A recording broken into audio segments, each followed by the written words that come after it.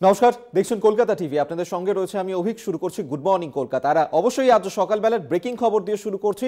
আজ সাত সকালেই তৎপর হলো ইডির আধিকারিকদের তল্লাশি অভিযান। বিভিন্ন জায়গায় শিক্ষক নিয়োগ দুর্নীতি নিয়েই ফের একবার তল্লাশি অভিযানে সাত সকালেই নেমে পড়ল ইডি। এবং যেমনটা জানা যাচ্ছে যে নিউ টাউনে প্রসন্ন রায় তার ফ্ল্যাটে গিয়েছে ইডির আধিকারিকরা, এবং শুধু তাই নয়, আরো বেশ কয়েকটি জায়গাতে ইডির আধিকারিকরা পৌঁছে গেছেন। তল্লাশি অভিযান চলছে সাত সকাল থেকেই। এই মুহূর্তে ব্রেকিং খবর, সবথেকে বড় খবর সকালবেলার, যেখানে শিক্ষক নিয়োগ দুর্নীতি নিয়ে সাত সকালেই তৎপর হলো ইডির আধিকারিকরা।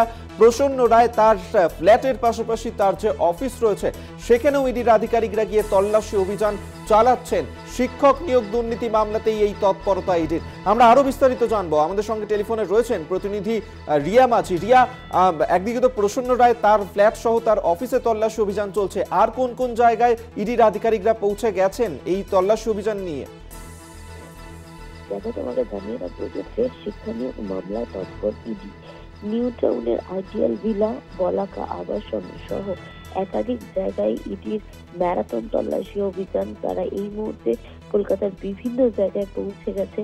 এবং তোমাকে জানিয়ে রাখবো একই সঙ্গে যে প্রসন্ন রয়, যার একাধিক বাড়ি এবং অফিসে ইডির হানা, এই প্রসন্ন রয় হচ্ছে যে কিনা আগে সিবিআই এর হাতে অ্যারেস্ট হয়েছিল এবং তার যে অভিযোগ ছিল যে মিডলম্যান হিসেবে কাজ করত এই শিক্ষা নিয়োগ দুর্নীতি, সেই কারণেই তাকে গ্রেপ্তার করা হয়েছিল। সেই প্রসন্ন রয়ের বাড়িতে ফের ইডি হানা। তার একাধিক বাড়ি, অফিস, ফ্ল্যাট, বিভিন্ন জায়গায় কিন্তু ইতিমধ্যে ইডি আধিকারিকরা পৌঁছে গিয়েছে। একবারে অবশ্যই এই আজকের এই তল্লাশি অভিযানের দিকে নজর থাকবে। আপাতত ধন্যবাদ তোমাকে রিয়া মাঝি, আমাদের সঙ্গে টেলিফোনে ছিলেন প্রতিনিধি। আপনাদেরকে আরেকবার জানিয়ে রাখবো এই মুহূর্তের ব্রেকিং খবর, যেখানে আজ সাত সকাল থেকে ইডির তৎপরতা, তল্লাশি অভিযানে নেমেছে ইডির আধিকারিকরা। শিক্ষক নিয়োগ দুর্নীতি মামলায় ফের একবার তৎপরতা ইডির। প্রসন্ন রায়, যাকে এর আগেও সিবিআই গ্রেফতার করেছিল, তার ফ্ল্যাট সহ তার যে অফিস রয়েছে নিউ টাউনে, সেখানে গিয়ে তল্লাশি অভিযান চালাচ্ছেন ইডির আধিকারিকরা। এছাড়াও শহর কলকাতার একাধিক জায়গাতে পৌঁছে যাচ্ছেন ইডির আধিকারিকরা, সেখানে গিয়ে তল্লাশি অভিযান চালাচ্ছেন।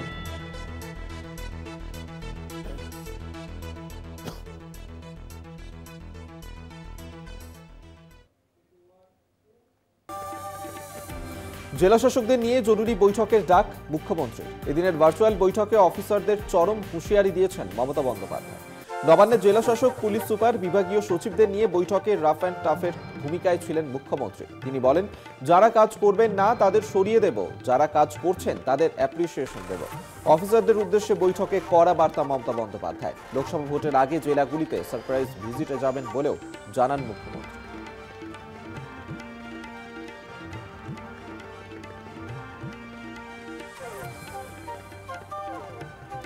সন্দেশখালীর ঘটনায় বিশেষ তদন্তকারী দল বা সিট গঠনের নির্দেশ দিল কলকাতা হাইকোর্ট।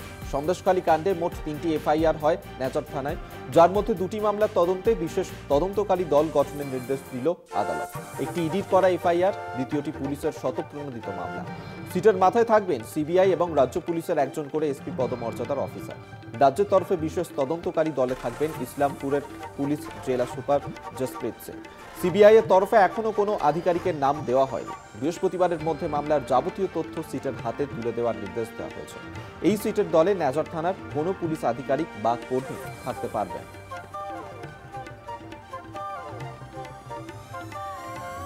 কলকাতা হাইকোর্টের নির্দেশকে মান্যতা দিয়ে এবার শেখ শাহজাহানের বাড়ির সামনে বসল সিসিটিভি ক্যামেরা। সন্দেশখালীর সরবেরিয়ায় ইডি আধিকারিকদের ওপর হামলার ঘটনায় বিচারপতি জয় সেনগুপ্ত নির্দেশ দেন, শাহজাহানের বাড়ির সামনে দ্রুত সিসি ক্যামেরা ইনস্টল করতে হবে। সেই নির্দেশ মতোই শেখ শাহজাহানের আকুঞ্জিপাড়ার বাড়ি সহ মোট 2টি বাড়ি এবং মাছের আড়তে সব মিলিয়ে 10টি সিসি ক্যামেরা বসালো পুলিশ।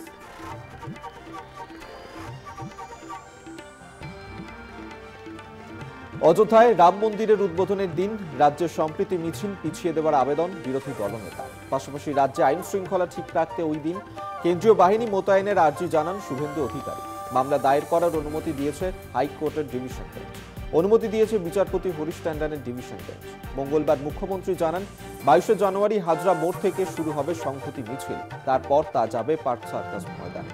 তবে মমতা স্পষ্ট করে দিয়েছেন, সংহতি মিছিল কোনো প্রতিবাদ কর্মসূচি নয়। একা শুভেন্দু নন, দোসর ভাই দিব্যেন্দু। অমিত শাহকে চিঠি তমলুকের সাংসদের, একই সঙ্গে রাজ্যপালকেও চিঠি দিব্যেন্দু অধিকারী।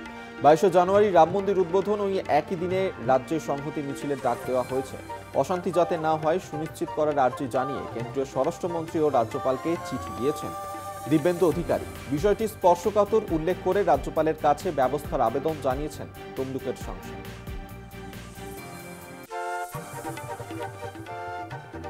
ভিক্টোরিয়া হাউসের সামনে সভা করতে পারবে আইএসএফ, তবে শর্ত সাপেক্ষে সভার অনুমতি দেওয়া হতে পারে। বিচারপতি জয় সেনগুপ্তর মন্তব্য, মঞ্চ ওই জায়গাতেই করতে পারবে আইএসএফ। শাসক দল ও বাকি দলও ওই জায়গায় সভা করে, তাহলে আইএসএফ কেন করতে পারবে না? তবে কম লোক নিয়ে পুলিশের সংখ্যা বাড়িয়ে সভা করতে হবে। অ্যাডভোকেট জেনারেল কিশোর দত্তের দাবি, ওই দিন ওই স্থানে ভিন্টেজ কার র্যালি রয়েছে, সেক্ষেত্রে সমস্যা হতে পারে। যদিও বিচারপতি বলেন, র্যালি বন্ধ করতে বলছি না, কিন্তু এরা আগে আবেদন করেছে, তাই লোক সংখ্যা বেঁধে দিয়ে ওখানেই সভা করতে পারবে। মামলার পরবর্তী শুনানি বৃহস্পতিবার। সমবায় সমিতির নির্বাচনকে সামনে রেখে চন্দ্রকোনায় আবারও প্রকাশ্যে তৃণমূলের গোষ্ঠীদ্বন্দ্ব। একে অপরের বিরুদ্ধে অভিযোগ, বিজেপিকে মনোনয়ন জমা দেওয়ায় মদত দিচ্ছে দুই গোষ্ঠী।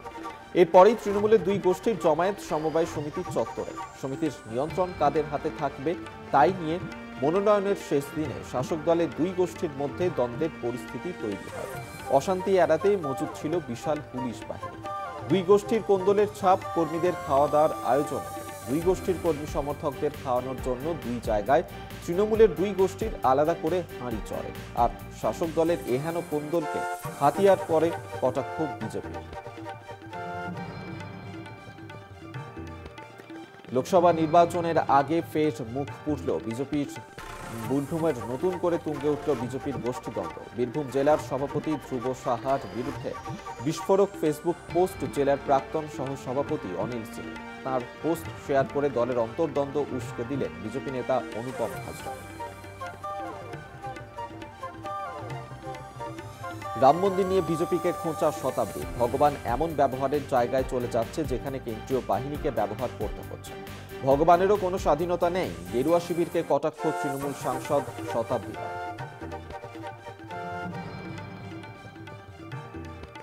ঝালদা পুরসভায় জারি অচলাবস্থা। একদিকে দলের করা হুইপ জারি, অন্যদিকে পুরসভার মিটিং বাতিল। দুয়ে মিলে উত্তাল ঝালদা। পুরপ্রধান শিলা চট্টোপাধ্যায়ের বিরুদ্ধে অনাস্থার ডাক দেওয়ার পরই শুরু হয় আইনি জটিলতা।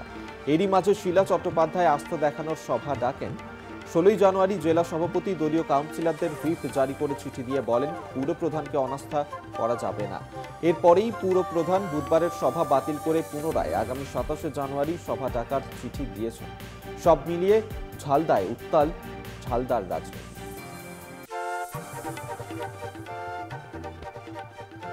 পুরুলিয়া চেলিয়ামা দান্দুয়া গ্রামের একটি কয়লা ভাটাতে ইডির হানা। ঝাড়খণ্ড থেকে আগত ইডির দল একটি হার্ডকুক কয়লা ভাটাতে অভিযান চালায়। কাগজপত্র খতিয়ে দেখা হয়। ঝাড়খণ্ড লাগোয়া একাধিক কয়লা ভাটায় তল্লাশি ইডির। বঙ্গীয় শিক্ষক ও শিক্ষাকর্মী সমিতির অবস্থান, বিক্ষোভ সল্টলেক করুণাময়ীতে। শিক্ষক ও শিক্ষাকর্মীদের মিউচুয়াল ট্রান্সফার, জেনারেল ট্রান্সফার চালু ও বকেয়া ডিএর দাবিতে চলে প্রতিবাদ বিক্ষোভ।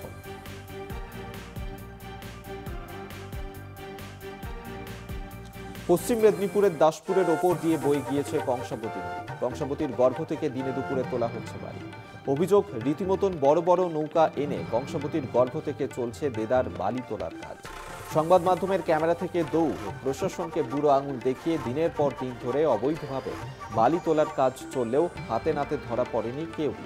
অপরাধীদের ধরতে ব্যর্থ হয়েছে দাসপুর 1 নম্বর ভূমি রাজস্ব আধিকারিক থেকে শুরু করে পুলিশ প্রশাসন। ফুটবল খেলার মাঠ দখলের অভিযোগ, ধুমধুমার মিনাখায় চলল গুলি বোমা। গুরুতর জখম 5। বাবুরহাট বাজার সংলগ্ন এলাকার প্রায় 100 বছরের পুরনো একটি ফুটবল খেলার মাঠ। রাজনৈতিক প্রভাব খাটিয়ে সেই মাঠ ধীরে ধীরে দখলের অভিযোগ করেন এলাকার বাসিন্দারা।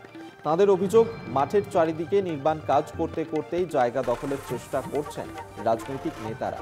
প্রশাসনকে জানিয়েও কোনো সুরাহা হচ্ছে না, তাই বাধ্য এলাকার মানুষরা মঙ্গলবার সেই মাঠে বিক্ষোভ দেখানোর পাশাপাশি ইমারতি কাজ বন্ধ করে দেয়। এরপরেই এলাকায় তাণ্ডব শুরু হয়। গুলি চালানো এবং বোমাবাজির অভিযোগ ওঠে। অভিনেতা দেব 2024-এর শুরুতে পেলেন জীবনের অন্যতম বড় উপহার। আসানসোলে উন্মোচিত হলো দেবের মোমের মূর্তি। খাদানের প্রমোশনে এসেছিলেন দেব, আর তারই ফাঁকে আসানসোলে উন্মোচন করলেন নিজের মোমের মূর্তি। নিজের মোমের মূর্তির সঙ্গে সেলফি তুলতেও দেখা গেল তাঁকে।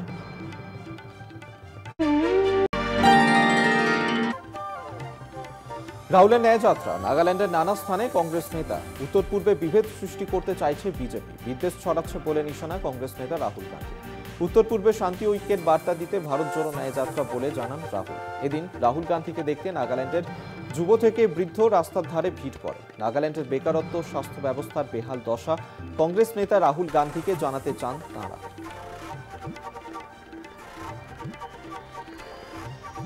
দারিদ্র দূরীকরণে গুজরাটকে পিছনে ফেলে এগিয়ে গেল বাংলা। ভারতে গরিব মানুষের সংখ্যা হ্রাসের লক্ষ্যে কেন্দ্রের নীতি আয়োগের রিপোর্ট প্রকাশ। রাজ্যভিত্তিক সেই রিপোর্টে তৃণমূল জমানায় বাংলার দারিদ্র দূরীকরণে দ্রুত উন্নতির লক্ষণ স্পষ্ট। ওই রিপোর্টের নিরিখে বিজেপি শাসিত অধিকাংশ রাজ্যই রয়েছে পিছিয়ে। সমীক্ষায় দেখা গিয়েছে বাংলায় তৃণমূল কংগ্রেস ক্ষমতায় আসার 5 বছর পরে দারিদ্র সূচক ছিল 21.3%। বর্তমানে সেই সূচক কমে হয়েছে 8.6%। অর্থাৎ তৃণমূলের শাসনে রাজ্যে গরিব মানুষের সংখ্যা কমেছে। রাম মন্দির উদ্বোধনে আমন্ত্রণ করা হয়েছে এনসিপি প্রধান শরদ পাওয়ারকে। উদ্বোধনে যাচ্ছেন না পাওয়ার। রাম জন্মভূমি তীর্থক্ষেত্রের সাধারণ সম্পাদক চম্পত রায়কে চিঠি লিখেছেন শরদ পাওয়ার। 22 জানুয়ারি প্রাণ প্রতিষ্ঠা শেষ হওয়ার পরে কোনো একদিন সময় বের করে মন্দির দর্শনে যাবেন। চিঠিতে রাম জন্মভূমি তীর্থক্ষেত্র ট্রাস্টের প্রধানকে এমনই জানিয়েছেন এনসিপি সুপ্রিমো শরদ পাওয়ার। বুধবার শুরু হলো অযোধ্যা কলকাতা বিমান পরিষেবা। 22 জানুয়ারি রাম মন্দির উদ্বোধনকে কেন্দ্র করেই এই সূচনা। আপাতত সপ্তাহে 3 দিন এই পরিষেবা চালু থাকবে। তবে প্রথম দিন কলকাতা বিমানবন্দর থেকে দেরিতে ছেড়েছে বিমান। বিমান পরিবহন মন্ত্রী জ্যোতিরাদিত্য সিন্ধিয়া এবং উত্তরপ্রদেশের মুখ্যমন্ত্রী যোগী আদিত্যনাথ প্রথম ফ্লাইটটির সূচনা করেন। কারণ দর্শানোর নোটিশ পাঠানোর পরেও সরকারি বাংলো খালি করেননি বহিষ্কৃত তৃণমূল সাংসদ মহুয়া মৈত্র। এবার তাঁকে পত্রপাঠ বাংলো খালি করতে বলল কেন্দ্রের ডিরেক্টরেট অফ এস্টেট বা ডিওই। মঙ্গলবার ডিওইর তরফ থেকে এই কথা মহুয়াকে জানানো হয়। নোটিশে লেখা হয়েছে বাংলো খালি করতে প্রয়োজনে বল প্রয়োগের রাস্তাতেও হাঁটা হতে পারে। বহিষ্কৃত সাংসদকে পাঠানো নোটিশের ভাষায় উঠেছে প্রশ্ন, তবে কি মহুয়াকে বাংলো ছাড়তে বল প্রয়োগের পথে হাঁটবে মোদী সরকার? দুদিনের কেরল সফরে রয়েছেন প্রধানমন্ত্রী নরেন্দ্র মোদী। মালায়ালাম অভিনেতা তথা প্রাক্তন রাজ্যসভার সদস্য সুরেশ গোপীর নববিবাহিত কন্যাকে আশীর্বাদ করলেন মোদী। ত্রিশূর জেলার গুরুবায়ুর মন্দিরে তাঁর সফরের সময় তিনি নববিবাহিত দম্পতিকে আশীর্বাদ করেন।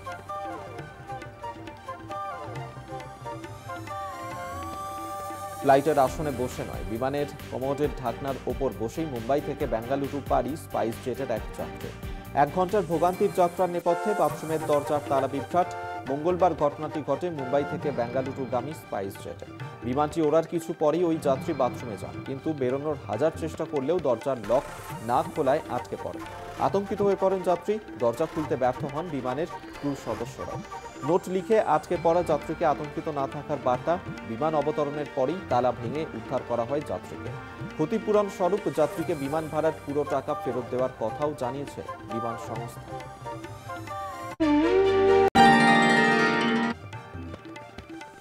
ফের চিতার মৃত্যু, এই নিয়ে 10টি চিতা মারা গেল। কোনো ন্যাশনাল পার্কে নামিবিয়া থেকে আনা চিতা রাখা হয়, সেখানেই মারা গেছে চিতা।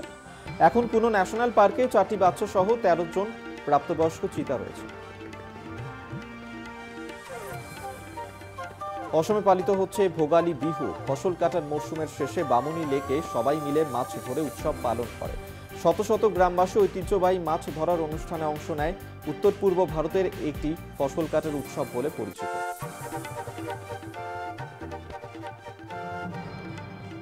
ভারতের 1 নম্বর দাবাড়ু হলেন আর প্রজ্ঞানন্দ। বিশ্বনাথ আনন্দকে টপকে গেলেন তিনি। ডিং লিরেনের বিরুদ্ধে জয়লাভ করেন তিনি। ডিং লিরেনকে হারিয়ে বিশ্বনাথ আনন্দকে টপকে গেলেন তিনি। ভয়াবহ প্রাকৃতিক বিপর্যয় কাটিয়ে স্বাভাবিক ছন্দে ফিরছে সিকিম। মাস 3 আগে মেঘভাঙা বৃষ্টির জেরে লোনক হ্রদ ফেটে তীব্র গতিতে জল নেমে আসে সিকিমে। পাশাপাশি হরপা বানে প্রাণ হারায় বহু মানুষ। বন্ধ হয় রাস্তা, বিচ্ছিন্ন হয় যোগাযোগ। সেই ক্ষত কাটিয়ে ধীরে ধীরে স্বাভাবিক ছন্দে ফিরছে সিকিম।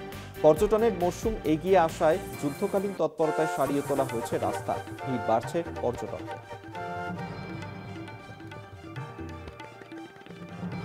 ইয়েমেনে হাউতিদের ঘরে ফের হামলা আমেরিকার। মার্কিন কেন্দ্রীয় কমান্ডারের তরফে থেকেই জানানো হয়েছে এই হামলার কথা।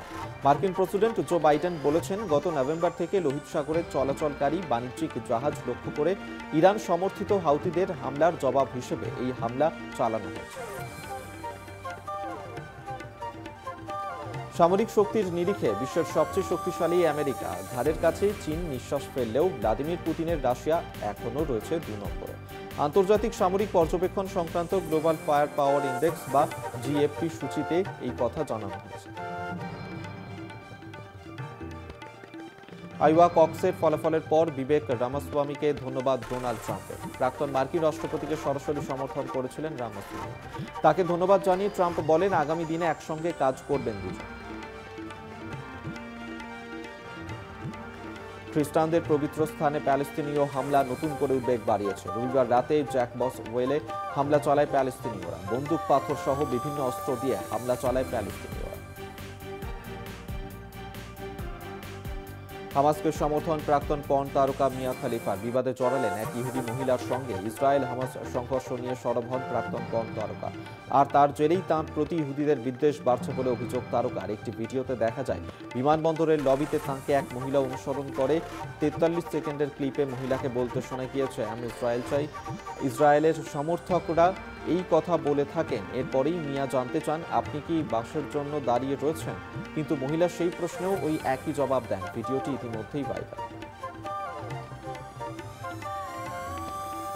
এয়ার স্ট্রাইকে পাকিস্তানের জাইশ গোষ্ঠীর 2 ঘাঁটি ধ্বংস। জাইশের 2টি ঘাঁটি লক্ষ্য করে মুহুর্মুহু মিসাইল হামলা চালায় ইরান। পাকিস্তান সরকারের দাবি, বিনা অনুমতিতে পাকিস্তানের আকাশসীমা অতিক্রম করেছে ইরান। এই হামলায় মৃত্যু হয়েছে 2 শিশু।